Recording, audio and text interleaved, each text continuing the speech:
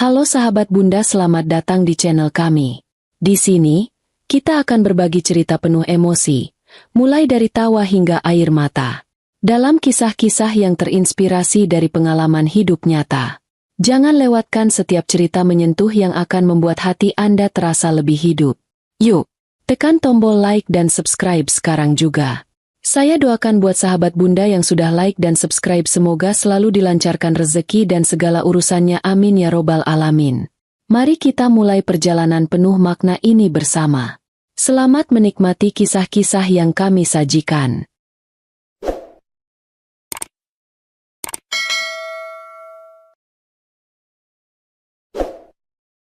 Namaku Alisa, seorang wanita yang dulu penuh dengan percaya diri. Sebelum menikah, aku adalah seorang pegawai bank yang cukup sibuk. Jadwal kerja yang padat membuat tubuhku tetap terjaga karena sering beraktivitas dan selalu memperhatikan penampilan. Dengan tinggi badan 165 cm dan berat sekitar 50 kg, banyak yang mengatakan aku terlihat proporsional dan menarik. Aku sering mendapat pujian dari teman-teman kerja. Bahkan tak jarang orang asing pun mengomentari betapa aku terlihat selalu segar dan penuh semangat. Hidupku berubah saat aku bertemu dengan Andri. Dia seorang pengusaha muda yang menawan, dengan kepribadian yang penuh perhatian. Awalnya aku tak percaya dia tertarik padaku, mengingat banyak wanita lain yang lebih cantik dan menarik di sekitarnya. Tapi Andri selalu bersikeras bahwa aku adalah orang yang dia cari. Perhatian kecilnya, seperti memastikan aku makan siang tepat waktu atau menemaniku lembur dengan membawa kopi, membuatku merasa dihargai.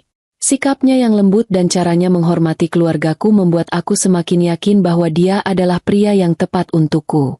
Setelah 2 tahun berpacaran, kami memutuskan menikah. Pernikahan kami berlangsung meriah, penuh dengan doa dan harapan baik dari keluarga dan teman-teman. Aku merasa seperti wanita paling beruntung di dunia. Andri selalu mengatakan bahwa aku adalah cinta sejatinya, dan aku percaya sepenuhnya pada janji-janjinya. Ia bahkan pernah berkata di depan orang tua kami bahwa aku adalah pusat hidupnya. Aku akan selalu mencintaimu, apapun yang terjadi, katanya dengan mantap saat resepsi pernikahan kami. Awal pernikahan kami berjalan mulus. Andri adalah suami yang pengertian dan mendukung. Aku memutuskan untuk berhenti bekerja setelah menikah karena kami berencana memiliki anak secepatnya. Andri setuju dengan keputusan itu. Bahkan mendorongku untuk lebih fokus pada keluarga. Kamu sudah bekerja keras sebelum ini, sekarang waktunya kamu menikmati hidup tanpa tekanan, katanya sambil tersenyum sambil menggenggam tanganku. Aku merasa dihargai dan dicintai, sehingga aku yakin keputusan ini adalah yang terbaik. Setahun setelah menikah, aku hamil anak pertama kami. Kehamilan itu adalah momen yang sangat membahagiakan, meski penuh tantangan. Tubuhku mulai berubah. Berat badanku bertambah. Kulitku tak lagi secerah dulu. Dan aku mulai merasa mudah lelah. Andri tetap bersikap baik di awal kehamilan. Dia sering mengajakku berjalan-jalan sore atau membawakanku makanan yang aku inginkan. Ketika aku mengeluh tentang nyeri punggung atau mual di pagi hari, dia selalu mencoba membuatku nyaman. Aku berpikir, inilah cinta sejati, yang menerima aku apa adanya. Namun, segalanya mulai berubah ketika kehamilanku memasuki trimester ketiga. Aku merasa Andri mulai menjaga jarak. Dia tak lagi sering memujiku seperti dulu. Bahkan, dia mulai sering pulang terlambat dengan alasan pekerjaan. Aku mencoba mengerti, berpikir bahwa mungkin dia juga merasa stres dengan tanggung jawab baru sebagai calon ayah.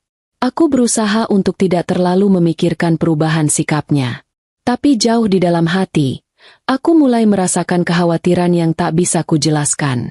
Setelah melahirkan, hidupku berubah drastis.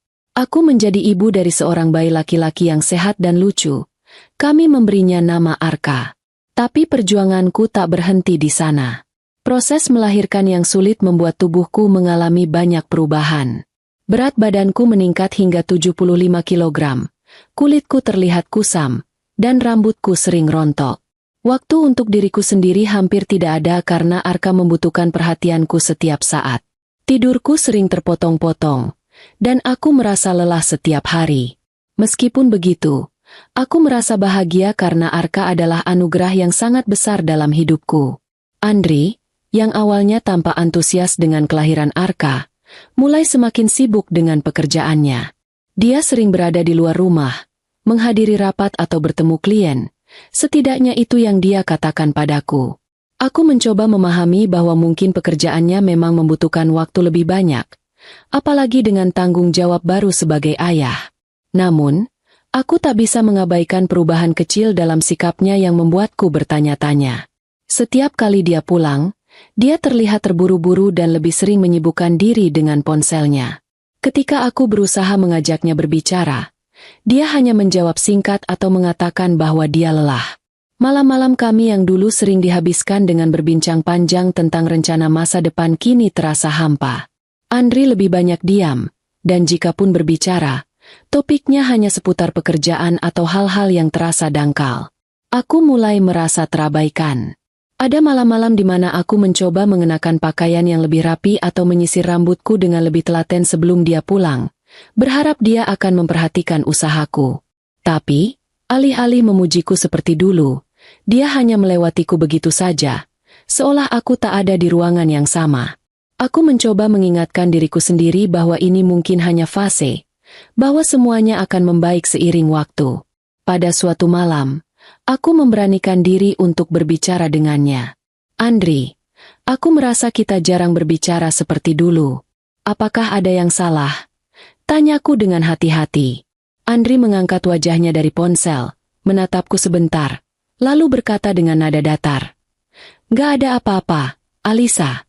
Aku cuma sibuk. Jangan pikir yang aneh-aneh. Setelah itu, dia kembali sibuk dengan ponselnya, meninggalkanku dengan perasaan hampa. Hari-hari berikutnya tidak banyak berubah. Aku semakin larut dalam rutinitas merawat Arka, sementara Andri tenggelam dalam dunianya sendiri. Setiap malam, aku berharap dia akan bertanya bagaimana hariku atau mengomentari perkembangan kecil Arka yang baru saja belajar menggenggam mainan. Namun, perhatian yang dulu begitu melimpah kini seperti sirna. Aku mencoba bertahan, meyakinkan diriku bahwa semua ini hanya ujian kecil dalam pernikahan kami. Lagi pula, aku percaya pada cinta Andri, cinta yang pernah dia nyatakan dengan penuh keyakinan di awal hubungan kami. Tapi jauh di dalam hatiku, aku tahu ada sesuatu yang berubah. Sesuatu yang mungkin tidak bisa kembali seperti dulu. Hari-hariku terasa semakin sibuk sejak aku mulai menyusui Arka. Menyusui adalah pengalaman yang luar biasa sekaligus menantang. Aku harus memastikan asupan makananku cukup, tidak hanya untuk energiku sendiri, tetapi juga untuk kebutuhan gizi Arka. Tubuhku bekerja 2 kali lipat, dan aku merasa lapar hampir sepanjang waktu. Tidak jarang aku harus makan dalam porsi besar, bahkan lebih dari biasanya. Aku mulai terbiasa dengan rutinitas ini, menyusui, makan, mengurus rumah, menyusui lagi, dan terus begitu. Terkadang aku merasa bersalah ketika piringku terlihat lebih penuh dibandingkan piring Andri. Aku mencoba membenarkan hal itu dalam pikiranku. Ini bukan soal rakus. Ini soal Arka. Aku harus memastikan ASIku cukup untuknya. Aku sering bercanda dengan diriku sendiri. Alisa, tubuhmu memang berubah, tapi lihat Arka. Dia sehat dan ceria. Bukankah itu yang terpenting?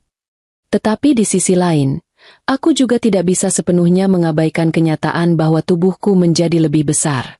Pakaian lamaku banyak yang tidak muat lagi, dan setiap kali melihat cermin, aku merasa sedikit asing dengan diriku sendiri. Suatu sore, aku duduk di ruang makan setelah menyelesaikan tugas rumah. Aku memutuskan untuk makan lebih awal sebelum menyusui Arka lagi. Di piringku ada nasi, ayam goreng, sayur lodeh, dan beberapa potong tempe. Setelah selesai, aku merasa masih lapar dan mengambil sepotong kue dari kulkas. Saat aku sedang menikmati gigitan pertamaku, Andri masuk ke dapur. Dia baru pulang kerja, dasinya masih tergantung longgar di lehernya, dan wajahnya terlihat sedikit lelah. Namun, yang membuatku terkejut adalah tatapan dinginnya. Dia berdiri di ambang pintu dapur sambil memandangku. Alisa, kamu nggak capek makan terus? Tanyanya tiba-tiba. Nada suaranya tidak sekadar bercanda, ada sinis yang terselip di sana. Aku menelan kueku dengan susah payah dan menatapnya. Bingung harus menjawab apa. Aku kan menyusui. Andri, wajar kalau aku butuh makan lebih banyak. Jawabku, mencoba terdengar tenang. Dia mendekat sambil membuka botol air minum dari kulkas. Tapi kamu kayak nggak ada berhentinya. Tadi aku lihat porsi makanmu. Itu porsi laki-laki. Liz, gak heran kalau badanmu tambah gede. Ucapannya menusuk seperti jarum tajam. Aku terdiam, menatap piring kosong di depanku. Dulu, Andri selalu menjadi pendukung terbesarku. Dia memujiku di saat aku merasa tidak percaya diri. Tapi kata-katanya hari ini seperti tamparan. Andri, aku cuma ingin memastikan Arka dapat nutrisi yang cukup. Kalau aku nggak makan, ASIku bisa berkurang. Kataku, mencoba menjelaskan dengan suara pelan. Dia hanya mendengus pelan dan berjalan keluar dari dapur tanpa berkata apa-apa lagi. Aku duduk diam di kursi dapur, mencoba menahan air mata. Kata-katanya terus terngiang di kepalaku. Apa aku benar-benar berubah sejauh itu? Apa tubuhku yang sekarang membuatnya tidak lagi melihatku seperti dulu? Hari-hari berikutnya, ucapan Andri menjadi semakin sering dan tajam. Suatu hari, aku sedang menyusui Arka di ruang tamu sambil ngemil keripik kentang. Andri yang baru saja duduk di sofa melirikku dengan tatapan tidak suka. Kamu nggak bosan ngemil terus? Tanyanya sambil menghela napas. Aku menelan ludah. Aku lapar. Andri, lagi-lagi, ini wajar untuk ibu menyusui.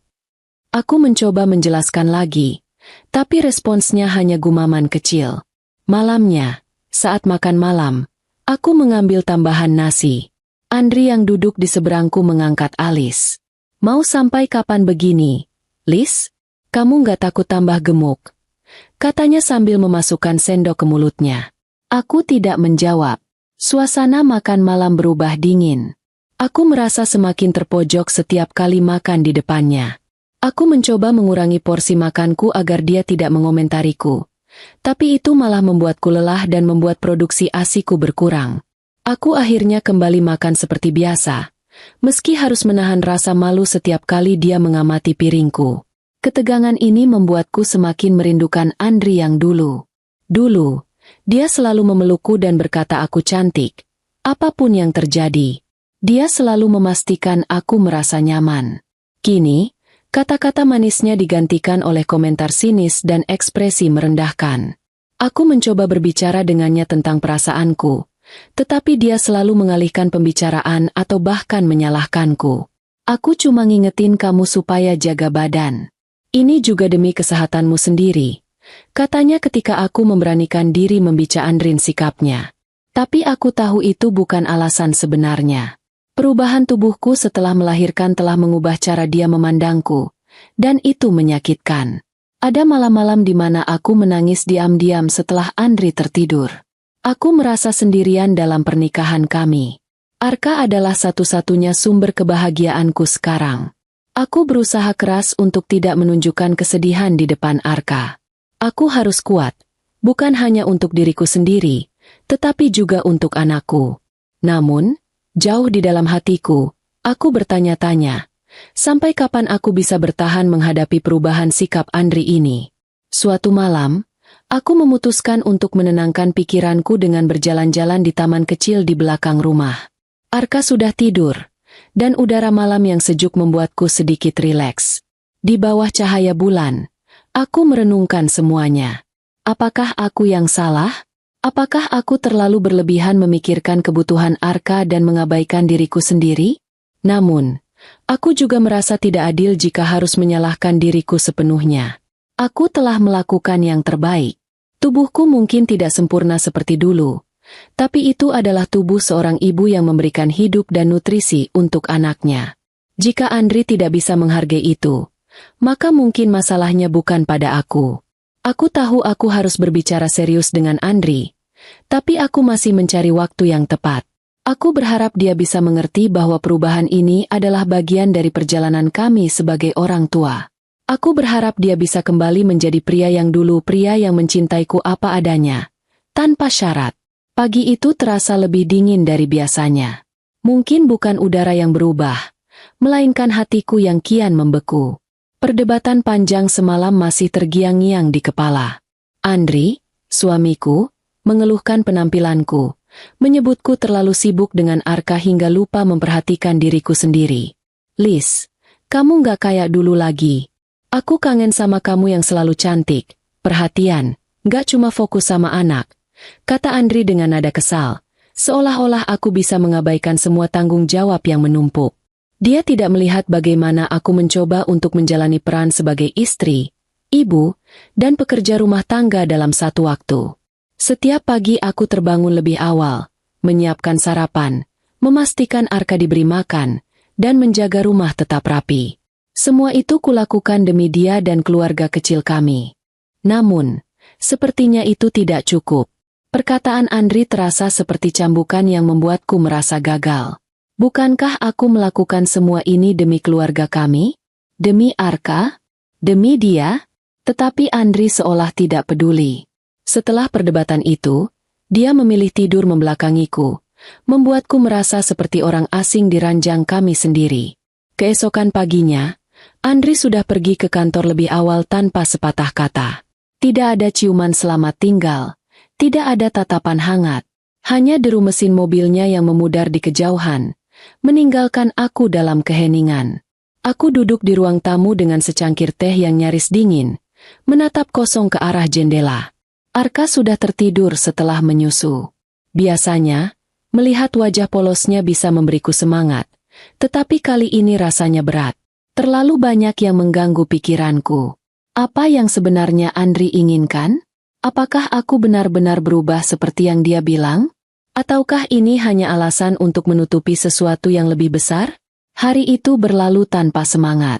Aku menjalani rutinitas seperti robot, menyelesaikan pekerjaan rumah, memasak, dan memastikan Arka mendapat perhatian penuh.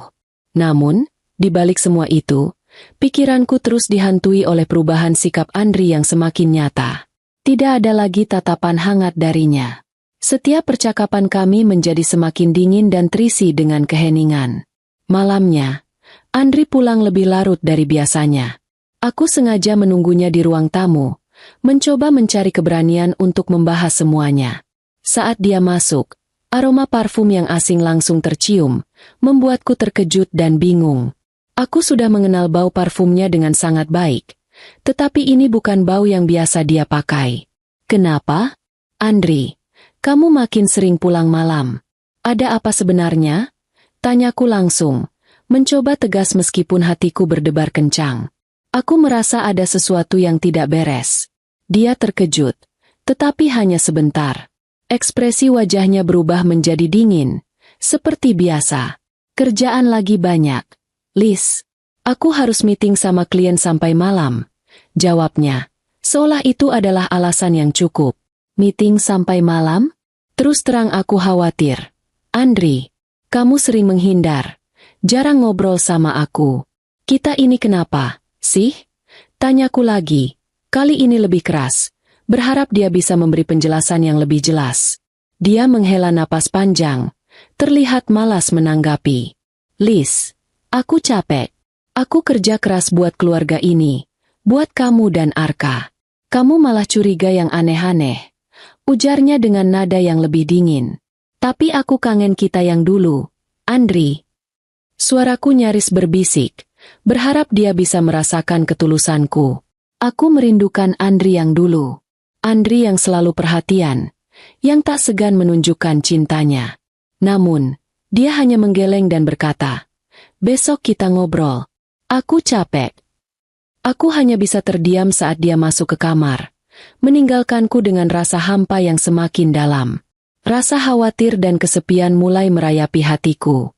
Aku mulai merasa bahwa ada yang berubah, sesuatu yang lebih dari sekadar pekerjaan atau masalah rumah tangga biasa. Hari-hari berikutnya, sikap Andri semakin mencurigakan. Dia sering memegang ponsel bahkan saat makan malam. Jika aku mendekat, dia buru-buru menutup layar atau memasukkan ponsel ke saku, seolah-olah takut aku melihat sesuatu. Aku mencoba menahan diri, tetapi rasa gelisah ini sulit diabaikan. Kenapa dia selalu begitu? Apa yang dia sembunyikan dariku? Hingga suatu sore, Aku menemukan kesempatan. Saat Andri mandi, ponselnya tergeletak di meja makan.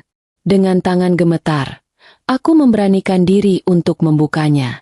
Hatiku berdebar sangat kencang. Aku tahu ini adalah pelanggaran privasi, tapi aku merasa terpojok. Aku harus tahu apa yang terjadi, apa yang sebenarnya terjadi dengan Andri. Ada pesan masuk dari kontak bernama Tara. Isinya membuat jantungku serasa berhenti. Terima kasih sudah nemenin aku semalam. Kamu selalu bikin aku nyaman. Jangan lupa malam ini, ya. Memberikan ciuman. Dadaku sesak. Tanganku gemetar. Siapa Tara? Apa maksud pesan ini? Aku mencoba membuka percakapan lainnya. Tetapi langkah kaki Andri yang keluar dari kamar mandi membuatku panik. Aku buru-buru menaruh ponsel itu dan berpura-pura sibuk di dapur. Liz, aku keluar dulu. Ada urusan sama klien, katanya sambil mengenakan jaket, tampak gelisah. Aku tidak menjawab, hanya mengangguk kecil sambil menahan air mata. Begitu dia pergi, aku terduduk lemas di lantai dapur. Dunia seolah runtuh. Setiap kata yang diucapkan Andri semalam kini terasa seperti kebohongan besar. Tara, siapa dia? Apa hubungan mereka sebenarnya? Aku merasa sangat bingung dan terluka. Malam itu, aku tidak bisa tidur. Pikiran tentang pesan-pesan itu terus menghantui pikiranku. Aku merasa dikhianati. Bagaimana bisa Andri, yang dulu selalu memujaku dan menunjukkan cintanya, berubah begitu saja? Aku merasa kehilangan kendali atas hidupku. Apa yang harus kulakukan? Aku tahu aku harus mencari tahu lebih banyak. Namun aku juga tidak ingin terburu-buru mengambil langkah yang bisa merusak semuanya lebih jauh. Hari berikutnya, aku menyusun rencana. Aku tahu aku harus tetap tenang demi Arka. Ketika Andri pergi bekerja, aku memeriksa ponselnya lagi. Aku memotret layar percakapan mereka, menyimpan setiap detail sebagai bukti. Pesan-pesan itu menunjukkan bahwa hubungan mereka sudah berlangsung lama. Tara sering mengirim pesan mesra, dan Andri membalasnya dengan kata-kata yang dulu hanya dia ucapkan padaku. Ada juga bukti bahwa mereka sering bertemu di hotel. Hatiku hancur, tetapi aku tahu ini belum saatnya untuk bertindak. Aku harus menyusun langkah yang tepat. Aku harus mencari tahu lebih banyak, lebih dalam. Jika Andri berpikir dia bisa bermain-main tanpa konsekuensi, maka dia salah besar. Aku mulai mencari tahu tentang Tara. Lewat media sosial, aku menemukan bahwa dia adalah rekan kerja Andri. Wajahnya cantik, tubuhnya ramping, penampilannya selalu rapi. Mungkin itulah yang membuat Andri tertarik. Tetapi aku tidak ingin terburu-buru mengambil tindakan. Aku harus menyusun langkah yang tepat. Jika aku bertindak gegabah, aku bisa saja merusak hidupku sendiri. Namun, aku merasa tidak bisa tinggal diam. Aku tidak hanya seorang istri yang terluka, tetapi juga seorang ibu yang harus melindungi masa depan anaknya. Aku bertekad untuk menghadapi Andri dengan bukti yang kuat. Aku tidak akan lagi menjadi istri yang terluka dalam diam. Ini saatnya untuk mengambil kendali kembali atas hidupku. Aku mulai menyusun langkah demi langkah. Setiap keputusan harus tepat. Tidak ada ruang untuk kesalahan. Andri harus menghadapi konsekuensi dari perbuatannya. Aku akan memastikan Arka tumbuh dalam lingkungan yang sehat, tanpa ada lagi kebohongan yang merusak segala sesuatunya. Tentu, ini bukan akhir dari segalanya. Ini hanya awal dari babak baru dalam hidupku yang penuh dengan tantangan dan perjuangan. Tetapi aku tahu satu hal, aku tidak akan pernah menyerah. Pagi itu, seperti biasa, Andri bersiap-siap untuk bekerja. Namun kali ini, ada yang berbeda. Sesaat sebelum dia berangkat, dia menghampiriku dengan senyum yang sudah lama tak terlihat. Senyum yang dulu selalu membuatku merasa aman. Namun sekarang, senyum itu terasa palsu. Seolah dia berusaha meyakinkanku agar tak ada yang curiga. Liz, aku ada perjalanan bisnis keluar kota. Ini penting buat perusahaan. Aku butuh waktu untuk fokus dan kerja keras. Kamu tahu kan? Katanya, dengan nada yang seolah meminta pengertian. Aku hanya mengangguk, mencoba tetap terlihat tenang meski ada rasa tak enak yang mulai menyelimuti hati. Andri mencium keningku, seperti biasa, dan buru-buru pergi. Aku memandangi mobilnya yang menjauh, merasakan sedikit kebingungan dan ketegangan dalam dada. Apakah ini benar-benar perjalanan bisnis? Atau hanya alasan untuk pergi bersama Tara? Seperti yang sudah kuputuskan sebelumnya, aku harus tetap tenang. Aku akan memantau setiap gerak-geriknya. Meski itu tidak mudah, perasaan cemas dan curiga mulai membekapku. Aku tidak bisa begitu saja mengabaikan semua tanda yang sudah kutemui.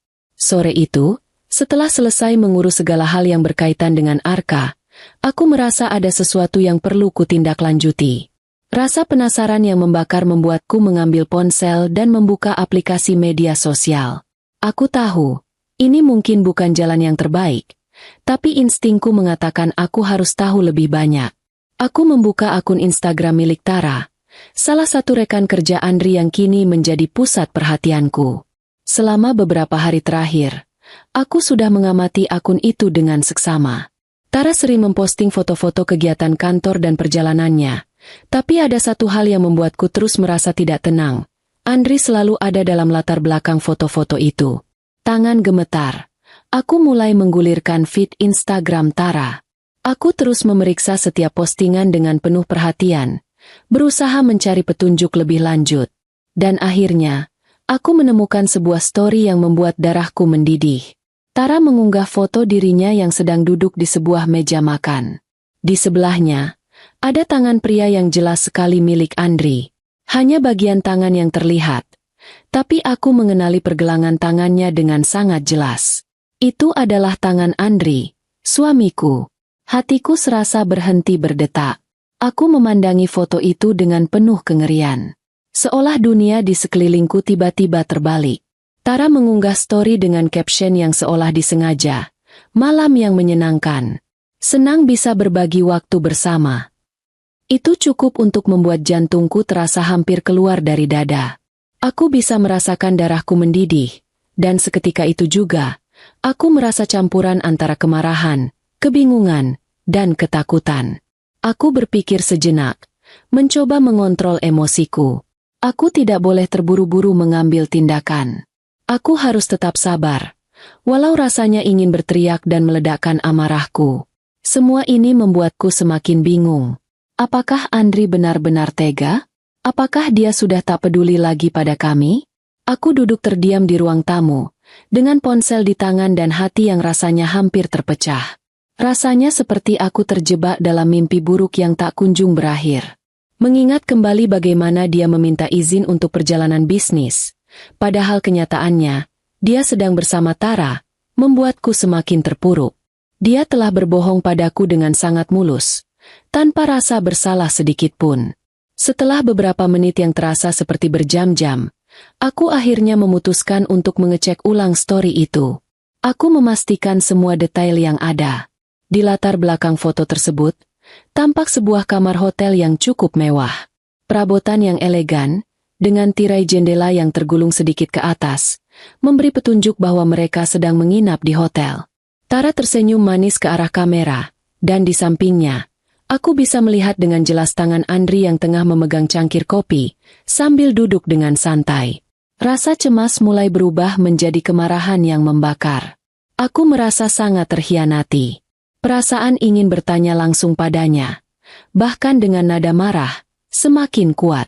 Tetapi aku tahu, aku harus menghadapinya dengan cara yang lebih cerdas. Tanpa ragu, aku mengambil screenshot story tersebut sebagai bukti. Tidak ada lagi yang perlu ditunggu-tunggu.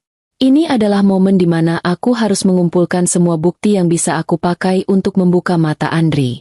Aku merasa, jika aku tidak mengambil langkah ini, aku akan semakin terperangkap dalam kebohongan-kebohongan yang telah ia buat. Dengan tangan yang masih gemetar, aku menyimpan screenshot itu dan menutup aplikasi media sosial. Rasanya hatiku sakit sekali. Tidak hanya karena aku merasa dikhianati, tetapi juga karena aku mulai melihat sisi lain dari Andri yang sebelumnya tak pernah aku duga. Mungkinkah dia sudah lama berselingkuh dengan Tara? Atau ini adalah sebuah hubungan yang baru dimulai? Aku menundukkan kepala, menarik napas panjang.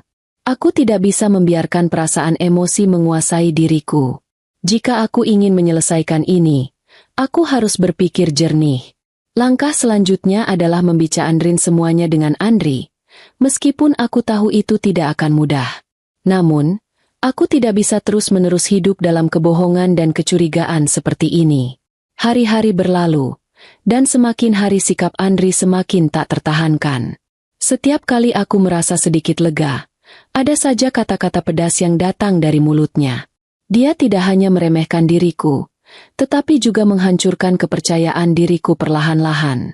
Rasanya setiap kali dia membuka mulut, dia hanya berusaha menyakiti hatiku.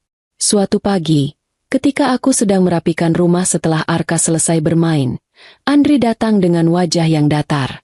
Dia sepertinya baru saja selesai bekerja dari rumah, dan belum ada senyum yang mengembang di wajahnya. Dia langsung duduk di meja makan, menatapku dengan mata yang kosong. "Liz," katanya dengan nada dingin, "kamu sadar nggak sih? Penampilanmu itu bikin malu. Aku bahkan nggak bisa lagi bangga jalan bareng kamu. Udah gitu, anak kita sekarang juga lebih sering dilihat orang lain karena penampilanmu yang kayak gitu." Hatiku langsung terkoyak mendengar kata-kata itu. Aku ingin menjawab, tetapi kata-kata itu terlalu tajam untuk dibalas. "Apa kamu sadar, Liz? Kalau kamu terus-terusan seperti ini, aku nggak tahu deh sampai kapan bisa bertahan.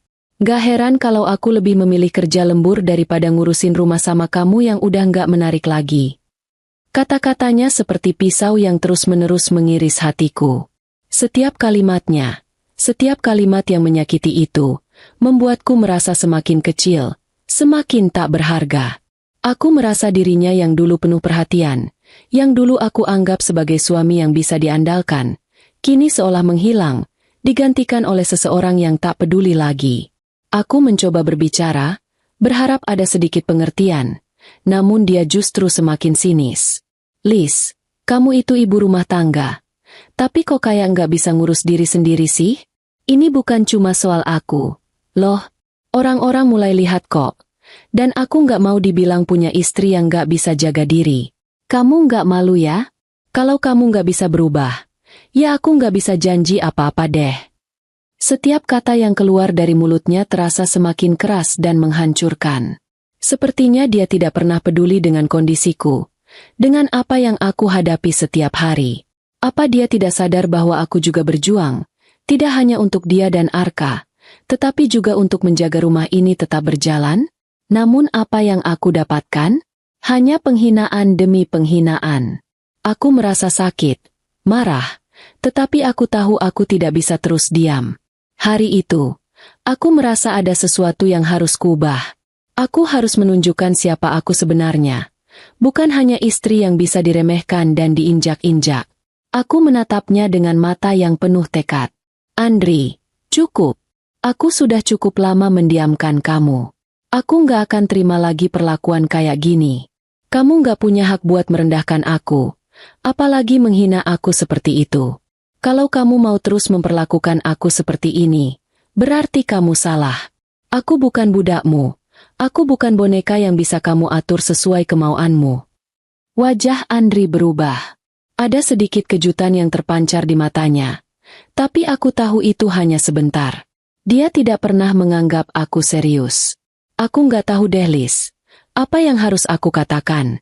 Kamu itu selalu mengeluh, selalu menganggap aku salah.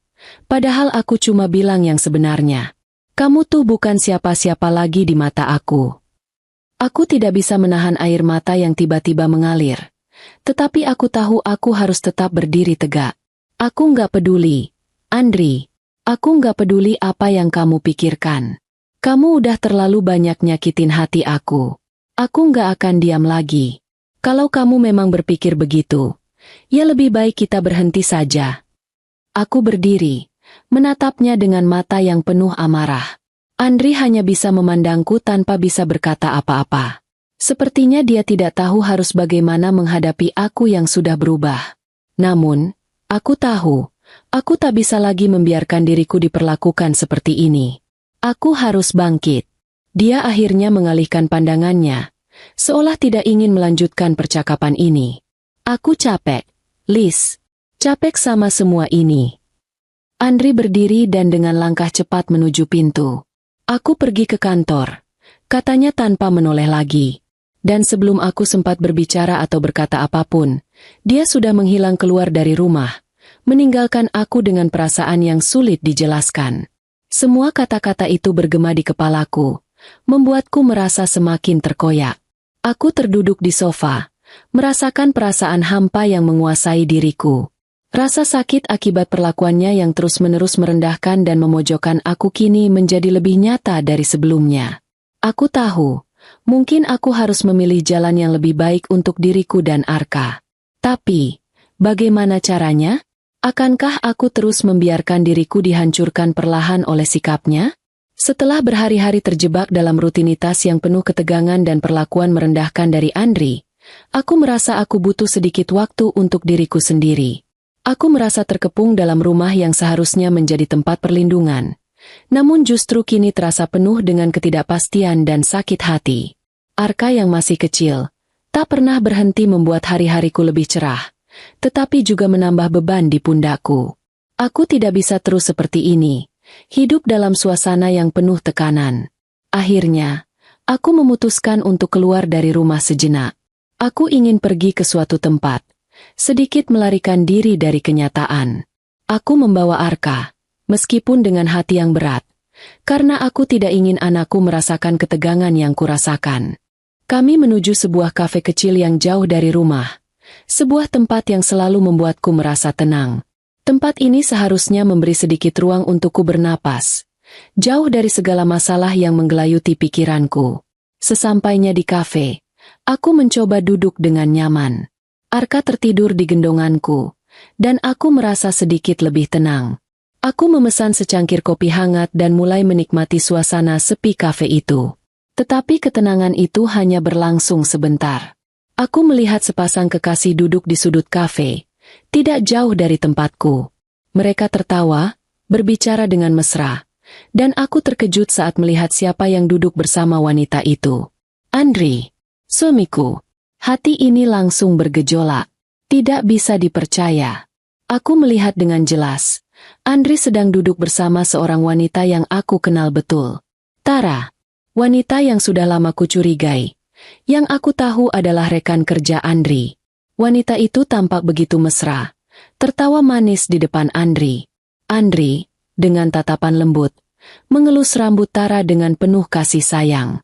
Jantungku serasa berhenti berdetak. Dunia di sekitarku terasa blur.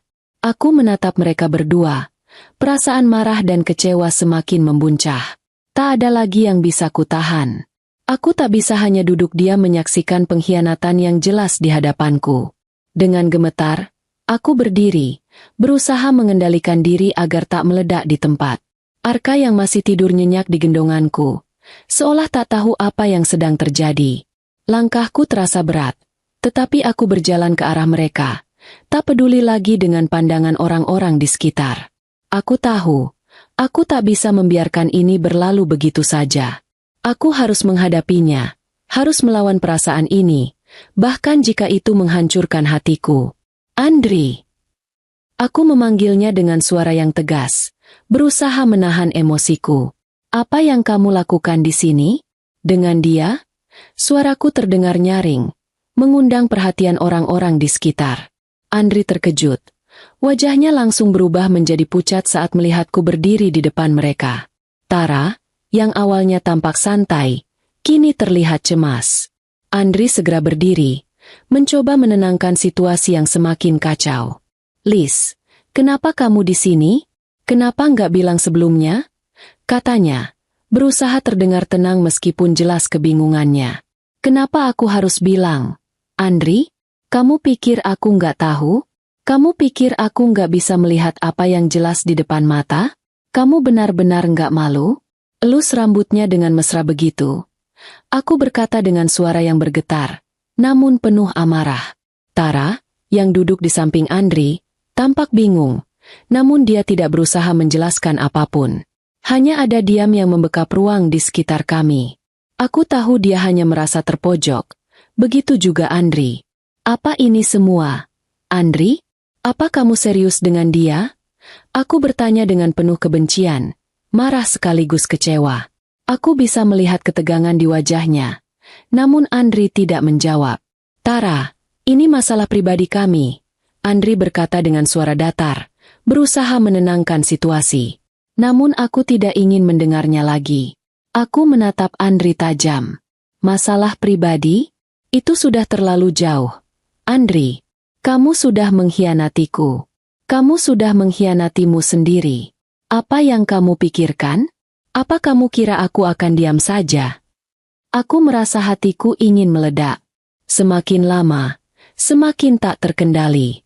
Tara berdiri, tanpa ragu untuk melanjutkan percakapan. Andri mencoba menahan aku. Namun aku sudah tak bisa menahan emosiku lagi. Aku nggak butuh penjelasan dari kamu. Andri, kamu sudah jelas bersikap seperti ini. Dan aku nggak mau lagi terjebak dalam kebohongan ini. Suasana kafe yang tadinya tenang kini menjadi kacau. Beberapa pengunjung menatap kami dengan heran.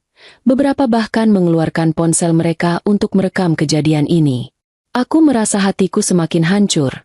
Tetapi aku juga merasa bahwa aku tidak bisa lagi membiarkan diriku diinjak-injak. Aku berteriak, menuntut penjelasan. Tetapi Andri hanya diam, tidak bisa membela dirinya. Akhirnya, Andri terlihat panik dan berkata, "Ayo, Liz, kita pulang sekarang. Ini nggak perlu diperpanjang. Kita bicara di rumah." Aku merasa tubuhku lemas, tetapi aku tidak bisa membiarkan ini begitu saja. Aku nggak mau pulang sama kamu. Andri, aku sudah cukup dengan semua ini. Aku sudah cukup mendengar kebohongan-kebohongan kamu. Namun, Andri memaksa. Dia berusaha menarik tanganku. Dan karena tidak ingin membuat keributan lebih besar, aku pun menurut. Aku membawa Arka, berusaha untuk tidak menangis meskipun hatiku terasa terbelah. Kami pulang dalam diam. Suasana di mobil begitu mencekam. Tidak ada kata-kata yang keluar dari mulut kami. Hanya deru mesin mobil yang mengisi kekosongan. Setiap detiknya terasa semakin berat. Setelah kejadian di kafe, suasana di rumah menjadi semakin tegang. Andri dan aku berjalan pulang dalam diam. Arka yang tertidur dalam pelukanku hanya menambah kesunyian yang semakin terasa. Aku merasa seperti beban yang begitu berat di pundakku. Namun aku berusaha tetap tegak. Sesampainya di rumah, semua yang sudah terpendam akhirnya meledak. Andri berjalan masuk terlebih dahulu, meninggalkanku yang masih terpaku di depan pintu. Wajahnya merah padam, tampak seperti api yang sedang berkobar. Aku menatapnya dari belakang, namun aku sudah bisa merasakan hawa panas yang menyelimuti seluruh ruangan. Aku tahu ini akan berakhir buruk, tetapi aku tetap memaksakan diri untuk berbicara. Begitu aku masuk, Andri langsung berbalik menatapku. Matanya tajam, penuh kebencian, dan itu langsung menusuk hatiku. Seperti ada sesuatu yang meledak dalam dirinya, sesuatu yang sudah tidak bisa dia tahan lagi. "Jangan pernah lakukan itu lagi, Liz," teriak Andri dengan suara yang bergetar penuh emosi. "Apa yang kamu pikirkan? Kamu bikin aku malu di depan semua orang di kafe tadi. Aku nggak bisa tahan dengan sikapmu yang kayak gitu," katanya dengan nada penuh kebencian. Aku terkejut, mulutku terkunci. Aku ingin menjawab, tetapi kata-kata itu begitu tajam, membuatku tersedak. "Malu. Yang malu itu kamu, Andri." Aku akhirnya bisa bersuara. "Yang kamu lakuin itu yang seharusnya bikin malu. Kamu main belakang dengan Tara. Itu yang gak bisa aku tahan." Aku terengah-engah, mencoba menahan air mata yang sudah hampir menetes. Andri tertawa sinis, lebih menambah sakit di hatiku. "Oh, jadi kamu yang merasa benar sekarang? Semua yang kamu lakukan ini karena aku, kan? Kalau kamu bisa jaga tubuhmu, bisa jaga penampilanmu, aku nggak bakal tertarik sama wanita lain." Andri mendekat, semakin mendekat, membuat udara di sekitar semakin panas. "Kamu tuh nggak pernah peduli sama dirimu sendiri, cuma sibuk sama anak. Coba lihat dirimu. Kamu udah nggak menarik lagi di mataku," katanya dengan penuh hinaan. Aku merasa tubuhku lemas. Setiap kata yang keluar dari mulutnya seperti racun yang menyebar ke seluruh tubuhku. Rasa sakitnya begitu dalam, sampai aku hampir tak bisa bernapas. Tapi aku berusaha tetap berdiri, meskipun hatiku hancur. Jadi, aku yang salah. Suaraku mulai bergetar. Namun aku berusaha keras untuk tetap tegas. Aku yang salah karena nggak bisa jaga penampilan? Karena sibuk mengurus keluarga kita? Kalau kamu lebih memilih Tara, itu salahku, kan? Aku mendekat, menatapnya dengan marah, meskipun aku merasa begitu rapuh. Andri melangkah mundur. Wajahnya penuh dengan kebencian. Ya, memang salah kamu. Kamu cuma mikir tentang diri sendiri. Nggak pernah mikir tentang aku. Kalau kamu nggak berubah, aku nggak tahu sampai kapan aku bisa tahan. Katanya, suaranya penuh dengan nada menghina. Aku nggak butuh istri yang cuma bisa duduk di rumah, ngurus anak, dan nggak pernah peduli sama dirinya sendiri. Aku butuh wanita yang bisa bikin aku bangga, yang bisa bikin aku merasa hidup lagi. Aku ingin berteriak, tetapi kata-kata Andri membuat seluruh tubuhku terasa lumpuh. Aku udah capek dengan semua ini, Liz. Andri berkata, suaranya keras dan penuh penekanan. Aku nggak bisa terus hidup dengan istri yang nggak bisa jaga diri. Kamu sudah nggak sama lagi seperti dulu, dan itu bikin aku mikir, apakah aku masih bisa bertahan dengan kamu? Air mataku mulai menetes tanpa bisa kubendung. Jadi, kamu menganggap aku nggak berharga lagi. Aku berbisik dengan suara yang hampir tak terdengar. Kamu menganggap aku cuma beban buat kamu. Andri menggelengkan kepalanya. Wajahnya penuh dengan kebencian. Kamu itu beban, Liz. Katanya dengan nada penuh amarah. Membuat jantungku serasa berhenti berdetak. Aku menatapnya tajam. Tak peduli berapa banyak luka yang dia coba buat dengan kata-katanya. Jadi, sekarang kamu menyesal menikah denganku? Tanyaku. Suaraku tetap datar meski di dalam hatiku rasa sakit itu sangat dalam.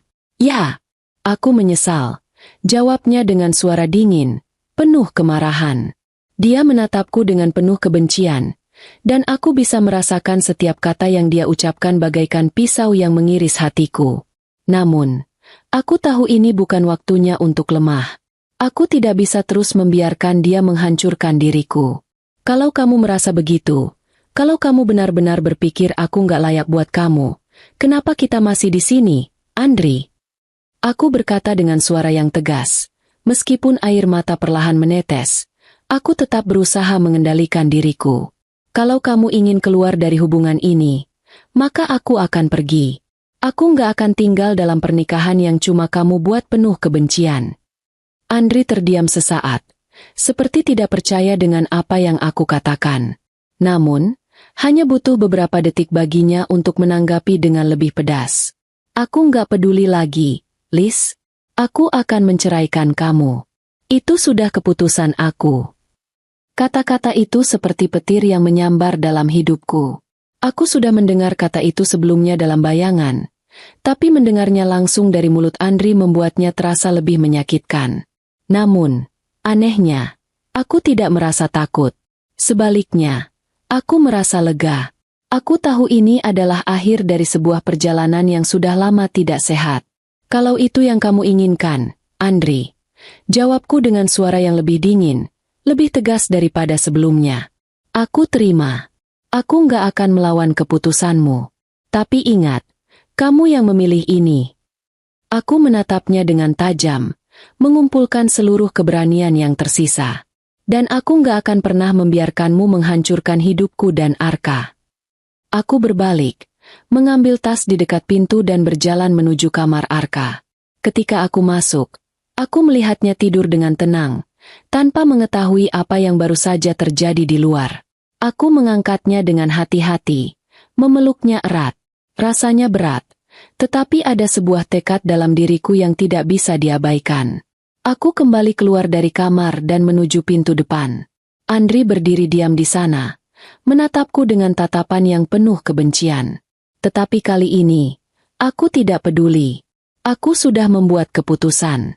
Liz, kamu gak akan bisa hidup tanpa aku, kata Andri dengan suara penuh ejekan. Tetapi aku tidak menoleh. Aku tidak membalas. Tidak ada lagi kata-kata yang perlu kuucapkan. Aku membuka pintu, melangkah keluar, dan meninggalkan rumah itu. Langkahku penuh dengan tekad, meski hatiku terasa hancur. Tapi aku tahu satu hal, aku tidak akan membiarkan Arka tumbuh dalam lingkungan yang penuh dengan kebohongan dan ketidakbahagiaan. Aku menuju mobil dengan Arka di pelukanku, lalu menyetir menuju rumah orang tuaku. Di perjalanan, aku merasa lebih ringan. Meskipun hatiku masih terluka, aku tahu ini adalah awal dari kehidupan baru yang lebih baik. Sesampainya di rumah orang tuaku, aku merasa lega. Setiap langkah terasa lebih ringan, meskipun hatiku masih penuh dengan kepedihan. Aku memeluk Arka erat, dan saat pintu dibuka, aku disambut dengan pelukan hangat dari ibu dan ayahku. Mereka tidak bertanya banyak, tetapi tatapan mereka sudah cukup untuk tahu bahwa ada sesuatu yang besar yang baru saja terjadi. Ibu menggandengku masuk ke dalam rumah, dan ayah duduk di sofa dengan ekspresi khawatir. Aku duduk di kursi di hadapan mereka, Arka masih di pelukanku, dan perlahan aku mulai menceritakan apa yang terjadi. Bagaimana Andri telah mengkhianatiku, bagaimana dia tak lagi menghargai aku sebagai seorang istri, dan bagaimana dia akhirnya menceraikan aku. Mata ibu berkaca-kaca, tetapi dia tetap berusaha kuat. Kamu nggak salah, Liz, katanya lembut. Kamu sudah melakukan yang terbaik untuk keluarga ini. Kadang, kalau kita terus bertahan dalam hubungan yang nggak sehat, kita hanya akan makin terluka. Ayahku juga menatapku penuh pengertian, meskipun wajahnya tampak lebih serius. Kamu lebih kuat daripada yang kamu kira. Kami akan selalu ada di sini untuk mendukungmu. Yang penting sekarang adalah kamu dan Arka. Bangun kembali hidupmu, Liz. Kata-kata itu menyentuh hatiku. Aku merasa seperti ada secercah harapan baru. Aku tidak lagi sendiri. Aku punya orang tuaku yang mendukungku, dan yang lebih penting, aku punya Arka yang selalu memberiku alasan untuk bangkit dan berjuang. 6 bulan telah berlalu sejak hari itu. Waktu seolah berlalu begitu cepat, dan aku sudah mulai menata kembali hidupku. Aku tidak lagi menyusui Arka, yang berarti ada lebih banyak waktu untuk diri sendiri. Aku mulai mencari pekerjaan, berusaha untuk membangun karir demi masa depan Arka. Aku tidak bisa terus terjebak dalam kesedihan dan penyesalan.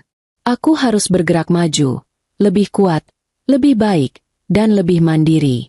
Aku mulai merawat diriku sendiri, yang selama ini terbengkalai. Aku pergi ke salon untuk merawat rambut, wajah, dan tubuhku. Aku mulai berolahraga secara teratur, menjaga pola makan, dan memastikan bahwa diriku tetap sehat. Perlahan, tubuhku kembali bugar, dan penampilanku pun kembali seperti dulu. Rasanya seperti menemukan diriku kembali, yang dulu sempat hilang di bawah beban rumah tangga yang penuh dengan ketegangan dan pengkhianatan. Aku merasa cantik lagi, tidak hanya dari luar, tetapi juga dari dalam. Perasaan percaya diri mulai tumbuh kembali. Aku tahu bahwa aku tidak perlu bergantung pada siapapun untuk merasa berharga. Aku cukup dengan diriku sendiri dan Arka. Kami sudah cukup kuat untuk menghadapi segala rintangan. Selain itu, aku juga mulai bekerja di sebuah perusahaan kecil yang memberikan peluang besar untuk berkembang. Pekerjaan ini memberiku rasa pencapaian yang sudah lama aku rindukan. Aku tidak hanya mengurus rumah dan anak, tetapi juga memiliki tujuan hidup yang jelas, yang bukan hanya untuk Arka, tetapi untuk diriku sendiri. Aku mulai membangun masa depan, bukan hanya untuk kami bertiga, tetapi juga untuk masa depanku yang lebih cerah. Suatu pagi, saat aku menatap diriku di cermin setelah selesai berolahraga, aku merasa bangga dengan diri sendiri. Tidak hanya karena penampilanku yang kembali seperti dulu, tetapi juga karena aku telah berhasil melalui masa-masa sulit dengan kekuatan yang tak terduga. Aku tahu hidupku belum sempurna, tetapi aku juga tahu bahwa aku bisa menghadapinya dengan kepala tegak. Aku sudah tidak lagi bergantung pada siapapun untuk merasa bahagia atau dihargai. Saat Arka bangun, aku memeluknya dengan penuh kasih sayang. Kamu akan tumbuh besar dengan ibu yang kuat, Arka. Ibu janji akan selalu berjuang untuk kita berdua, kataku sambil tersenyum. Arka tertawa kecil, dan aku merasa hatiku penuh dengan cinta dan kebahagiaan yang sederhana. Waktu berlalu, dan kehidupanku semakin stabil. Aku mulai menikmati setiap detik bersama Arka, jauh dari segala drama dan pertengkaran yang sebelumnya selalu membebani pikiranku. Namun, suatu hari, aku mendengar kabar yang cukup mengejutkan dari salah satu temanku. Kabar itu datang seperti kilat yang menghantam jantungku. Meskipun aku sudah berusaha untuk tidak lagi memikirkan Andri. Temanku, Rina, menghubungiku lewat telepon. "Liz, kamu gak akan percaya apa yang terjadi sama Andri sekarang," katanya dengan nada yang penuh kepedulian. Aku terdiam sejenak, bertanya-tanya apa lagi yang bisa terjadi pada Andri. Sejujurnya, aku sudah tidak terlalu peduli dengan kehidupannya, tetapi entah mengapa rasa penasaran itu tetap ada. "Apa yang terjadi?" tanyaku, berusaha terdengar tenang meskipun ada rasa yang mengganjal. "Jadi gini, katanya Andri yang dulu berencana menikahi Tara, kan?" Rina melanjutkan. "Tapi ternyata, Tara itu cuma memanfaatkan Andri. Dia nggak lebih dari sekadar wanita yang mengincar uang Andri. Semua harta yang Andri punya habis diboroskan untuk Tara. Tara bahkan nggak peduli sama dia. Sekarang, dia malah pindah ke pria lain." Aku terkejut, namun tak bisa menutupi rasa lega yang muncul bersamaan. "Jadi, Andri sekarang hidup bagaimana?" "Andri hidup dalam keterbatasan sekarang," jawab Rina. "Dia nggak punya apa-apa lagi. Semua uangnya habis untuk Tara, dan sekarang dia hidup sengsara. Terlilit hutang, bahkan nggak bisa bayar sewa rumah. Sementara Tara sudah pindah dengan pria lain, lebih kaya tentunya." Kata-kata itu membuat pikiranku terhenti sejenak. Andri, yang dulu begitu sombong dan sering meremehkanku, kini harus merasakan pahitnya hidup tanpa harta dan tanpa seseorang yang benar-benar peduli padanya.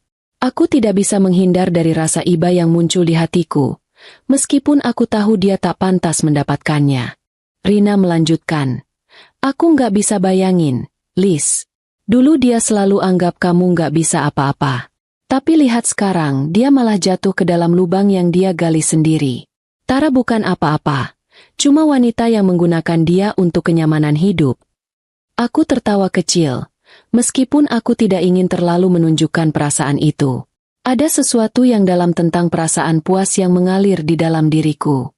Andri yang dulu menilai aku sebagai perempuan yang tidak layak, yang selalu merendahkanku, sekarang hidup dalam kehancuran. Segalanya yang dia anggap lebih baik dariku ternyata tidak membawa kebahagiaan sama sekali. "Baguslah," kataku dengan nada datar namun tegas. Dia sudah mendapat apa yang pantas dia terima. Suatu sore, aku sedang berbelanja kebutuhan di swalayan, mencoba menikmati kebebasanku setelah sekian lama. Arka yang sudah lebih besar kini asyik bermain di kereta belanja kecil yang kubawa. Suasana di sekitar cukup tenang, dan aku merasa tenang berjalan sendirian, jauh dari segala drama yang pernah ada. Tiba-tiba, aku merasakan ada yang menepuk pundakku dari belakang. Tanpa sempat berpikir, aku menolehkan wajahku. "Alisa." Suara itu terdengar akrab, dengan nada penuh kehangatan yang membuatku sedikit terkejut. Aku menatap wajah yang kini sudah familiar, namun terasa asing. Di hadapanku berdiri Andri, mantan suamiku. Dia terlihat berbeda, lebih kurus, dengan ekspresi wajah yang tidak lagi penuh dengan kepercayaan diri seperti dulu. Meskipun ada kesan terkejut di mataku, aku berusaha untuk tetap tenang. Andri tersenyum, senyum yang dulu sering ia tunjukkan saat memuji penampilanku. "Wah, Alisa, kamu sekarang jadi makin cantik, ya? Kurusan juga, seperti dulu. Sungguh, aku nggak menyangka kamu bisa berubah begitu luar biasa. Benar-benar berbeda." Aku hanya terdiam sejenak, merasakan campuran emosi yang datang begitu saja. Andri, yang dulu selalu merendahkanku, kini malah memujiku dengan cara yang seolah-olah ingin menggoda dan merayuku. Ternyata, sikapnya masih sama. Dia tidak belajar apa-apa dari semua yang telah terjadi. "Andri, apa yang kamu inginkan?" tanyaku dengan suara tegas. Meskipun hatiku sedikit tergores melihat dia yang dulu begitu aku sayangi kini berbicara seperti itu. "Kenapa kamu datang ke sini?" Andri menghela napas, seolah merasa sedikit canggung dengan pertanyaan langsung dariku. "Alisa, aku cuma ingin bilang kalau aku menyesal. Aku menyadari semuanya setelah aku kehilangan kamu. Tara, dia cuma memanfaatkan aku. Dan sekarang aku nggak punya apa-apa lagi. Aku ingin kita kembali bersama. Aku janji akan berubah. Aku menatapnya tajam. Tak ada sedikit pun rasa kasihan di dalam diriku. Andri, kataku dengan tegas. Itu semua terlambat. Aku sudah melangkah jauh dari itu semua. Kamu hanya ingin kembali karena kamu tidak punya pilihan lain. Kamu tidak tahu apa yang sebenarnya kamu inginkan. Dan aku sudah jauh lebih baik tanpa kamu. Andri terkejut dengan jawabanku. Matanya membesar seolah tidak percaya. Alisa, jangan begitu. Aku benar-benar menyesal. Aku janji akan berubah. Aku mau mulai lagi dari awal, bersama kamu dan Arka. Aku menggelengkan kepala, menatapnya dengan tatapan yang penuh keyakinan. Tidak, Andri. Aku tidak mau kembali ke kehidupan yang sama. Aku sudah belajar banyak, dan aku sudah cukup dengan semua kebohongan dan penghinaan yang kamu berikan. Aku lebih baik sekarang, dan aku tidak akan mengorbankan kedamaian yang aku miliki hanya untuk orang seperti kamu. Andri tampak kebingungan, hampir tidak percaya dengan apa yang aku katakan. Namun aku tidak memberi kesempatan untuk dia berbicara lebih lanjut. Aku mengangkat wajahku, menunjukkan bahwa keputusan ini sudah final. Jadi, tidak ada yang bisa kamu katakan lagi.